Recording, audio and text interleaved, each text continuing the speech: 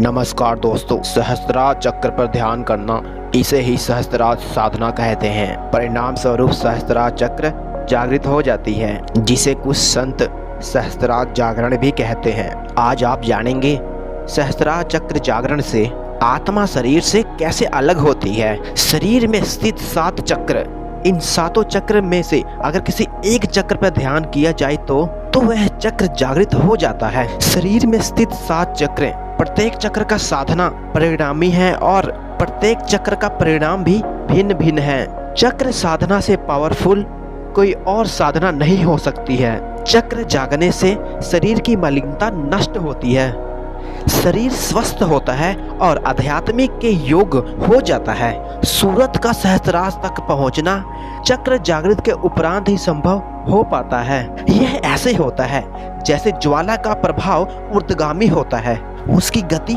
ऊर्ध्वगामी होती है। अग्नि के समान ही यह भी अंदर अग्नि ही है, इसका भी बहाव शरीर के ऊपरी हिस्से की तरफ होती है, आकाशीय होता है। चक्र ध्यान की क्रिया से यह ऊर्जा अपने निज फॉर्मेट में आने लगती है, जो वर्तमान में कार्य कर रही है उससे परिवर्तित हो जाती है। जैसे ही अपने निज फॉर्मेट में आता है तो ऊर्जा में एक बहाव आ जाती है और यह ऊपर की ओर बहने लगती है। सूक्ष्म शरीर में जो आकृति है वह कुंडलिनी यानी सर्प की आकार की तरह है, तो उसे कुंडलिनी कहते हैं। ऊर्जा के निज फॉर्मेट में आने से यह कुंडलिनी शक्ति एक्टिव हो जाती है। यही ऊर्जा का स्रोत है, इसी ऊर्जा से शरीर चलता है। जब यह निज फॉर्मेट में आती है तो इस शरीर से बाहर के लिए निकलने लगती है और इसका प्रभाव भी 100 गुना बढ़ जाता है। वास्तव में चक्र जागृति इसी को कहते हैं और कुंडलिनी जागृति भी इसी को कहते हैं। यही घटना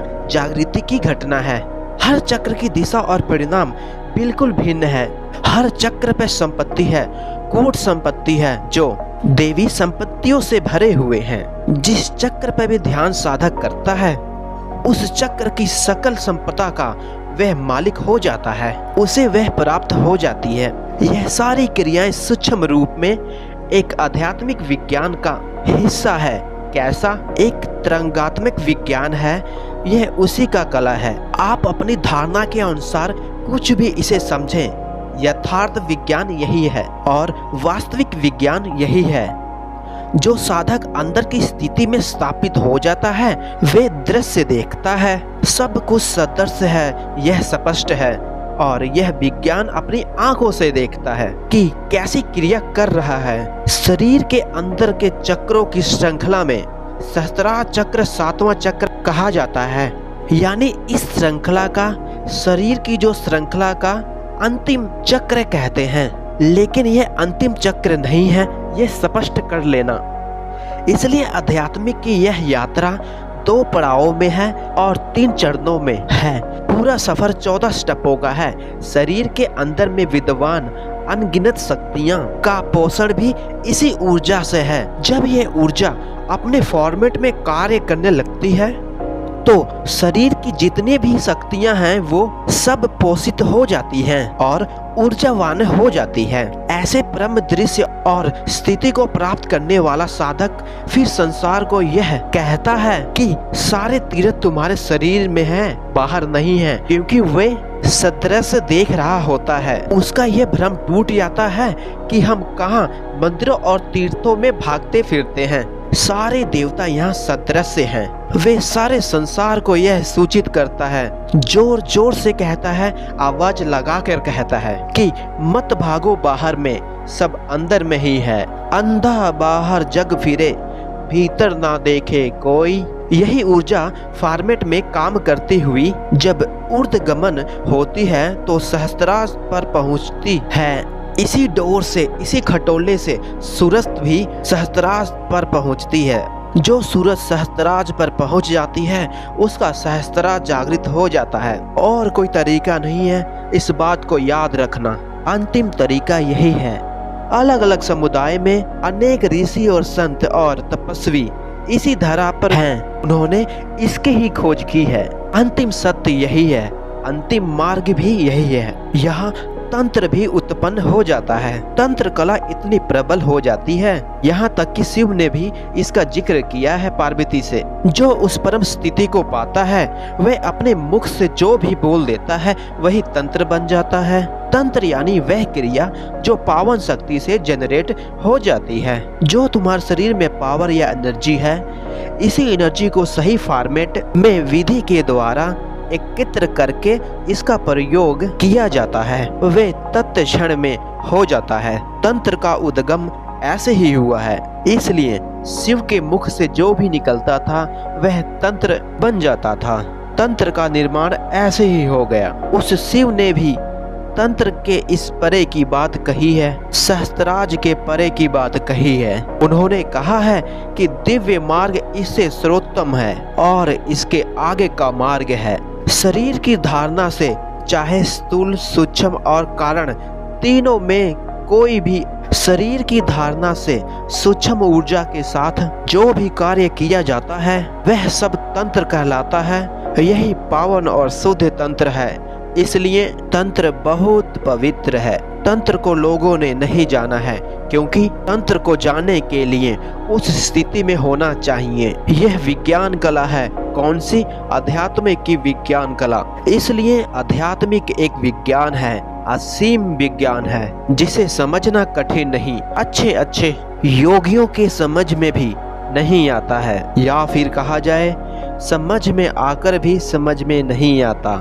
ऐसी स्थिति उत्पन्न हो जाती है। तो चक्रों की ऊर्जा जब तुम्हारे सहस्त्राज पर पहुंचती है और सूरत जब यहाँ पर ठहर जाती है तो सहस्त्राज के उपरांत शरीर के बाहर हो जाती है। सूरत के शरीर से बाहर निकलने को ही शरीर और आत्मा का अलग होना कहा जाता है। तो जो साधक सहस्त्राज पर ध्यान करता है वह शरीर से निश्चय रूप से अलग हो जाता है, यानी शरीर से बाहर निकल जाता है। लेकिन यहाँ पर भ्रमित नहीं होना। भ्रमित इसलिए नहीं होना कि सीधा सहस्त्राज पर ध्यान हो ही नहीं सकता है। जो साधक सीधा पहले दिन से ही सहस्त्राज पर ध्यान लगाता है उसके जीवन में सब खड़क तच हो जाता है। क्यों हो जाता है? क्या कारण है?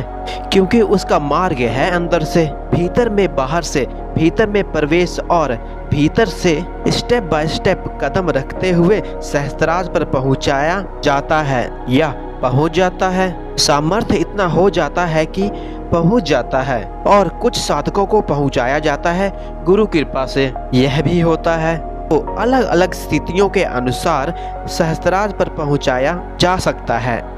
लेकिन जो सहस्त्राज को जागृत कर लेता है वह शरीर से बाहर निकल जाता है, तो उसकी रोज यात्रा अंदर बाहर होने लगती है। यहाँ से उसके दूसरे खंड की यात्रा प्रारंभ हो जाती है, जिसे आकाशीय यात्रा कहा जाता है, जो एक साधक की मुख्य यात्रा होती है। लेकिन यहाँ तक पहुँचना काफी कठिन है। यहाँ पहुँच करके मानने ना मानने का भास खत्म हो जाता है।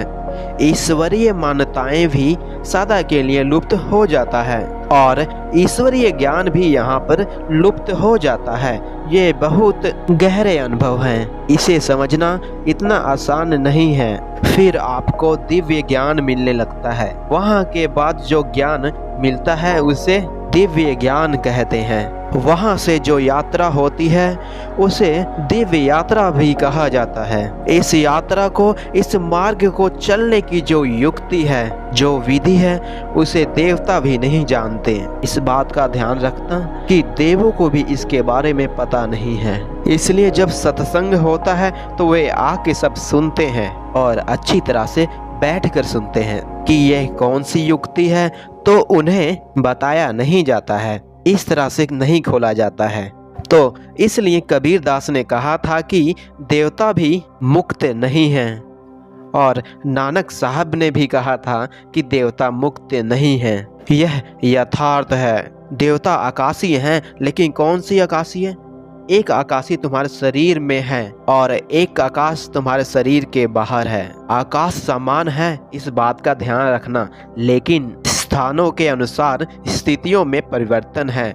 जो आकाश शरीर के अंदर में है उसकी क्रिया भिन्न है और जो आकाश शरीर के बाहर है उसकी क्रिया भिन्न है। यानी आकाश सामान्य है, उसके अंदर होने वाली क्रिया में भिन्नता है। इसे बहुत ही गहराई से समझना। इन्हीं क्रियाओं से ही सृष्टि का क्रम है। इन्हीं क्रियाओं से ही सारी शक्तियाँ, चाहे वे मानव, पशु, कोई भी योनि हो, कोई भी देवता हो, कोई भी लोग हो, यह सब उसी में ही आते हैं। और गहरी बात, अवतार भ्रम भी इसी में ही है और कहीं नहीं है।